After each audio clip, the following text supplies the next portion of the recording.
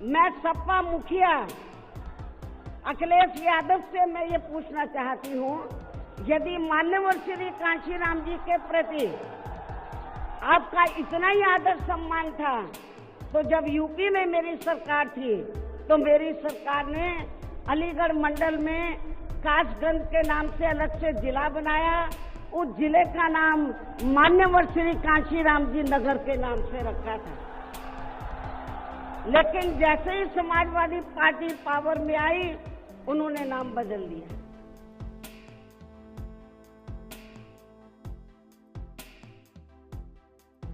माननीय श्री कांशीराम जी के नाम पर हमने कॉलेज, यूनिवर्सिटी, अनेकों संस्थानों के नाम रखे, अनेकों संस्थानों के नाम रखे, जनहित की योजनाएं शुरू की।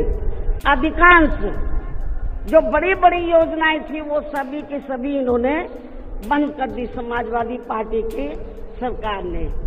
ये इनका दोगला या दोहरा चरित्र नहीं है तो क्या है?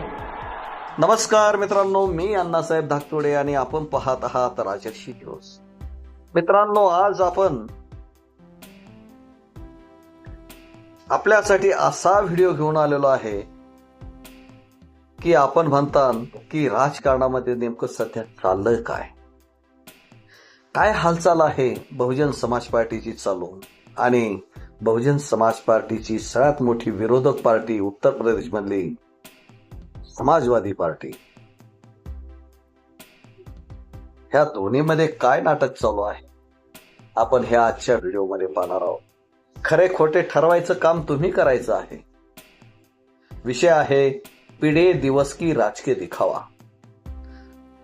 बंधू आणि भगिनींनो, आज उत्तर प्रदेशच्या राजकारणात पिढे दिवस नावाने एक नवा प्रयोग समोर आणला जात आहे।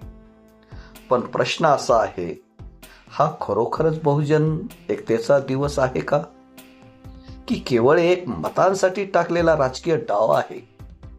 हे आपण समजून घ्यायचं आहे। चला, समाजवादी पक्ष सांगतो जो पीडित तो पिढी आहे। समाजवादी पक्ष सांगतो जो पीडित तो पिढी आहे। मग आम्ही विचारतो, जेव्हा पीडितांवर अन्याय अत्याचार होत होता तेव्हा तुम्ही कुठे होता? जेव्हा पीडितांवर अन्याय अत्याचार होत होता तेव्हा तुम्ही कुठे होता? 1993 ची युती आठवा। दलितांवरील अत्याचार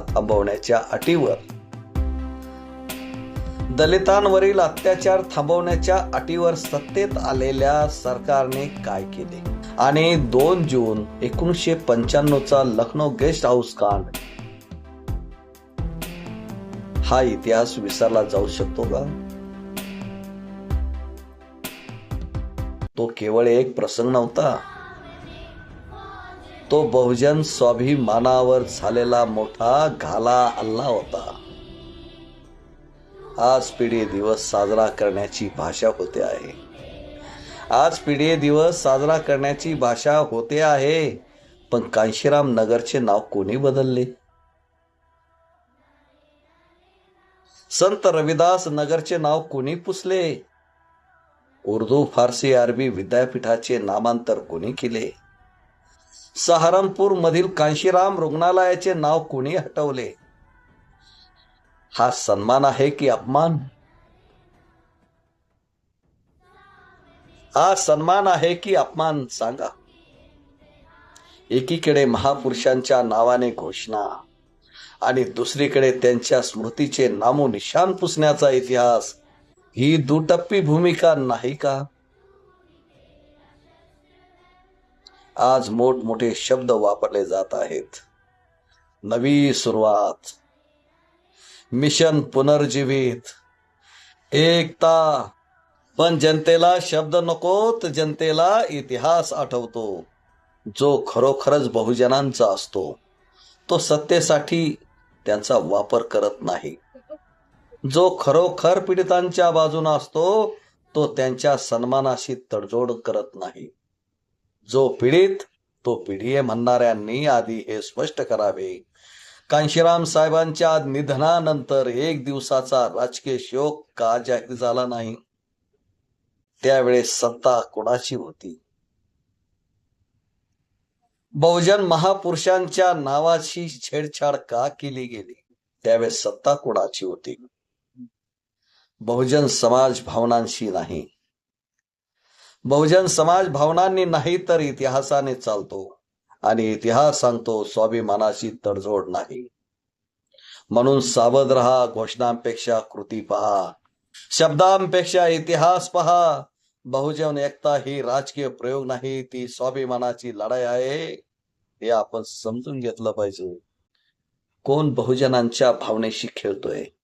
मित्रांनो, आपणास आमचा हा व्हिडिओ कसा वाटला आहे याविषयी जरूर कॉमेंट करा आणि व्हिडिओ आवडल्यास लाईक करा. आणि आजवर तुम्ही जर आमचा हा यूट्यूब चॅनल सबस्क्राईब केला नसेल तर त्याला सबस्क्राईब करायला विसरू नका. धन्यवाद. जय भीम, जय भारत.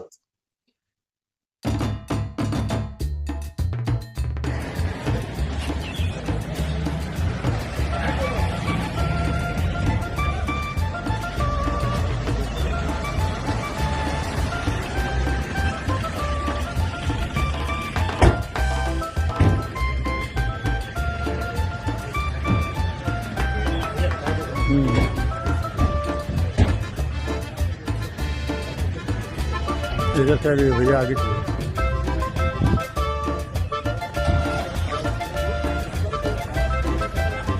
उधर नहीं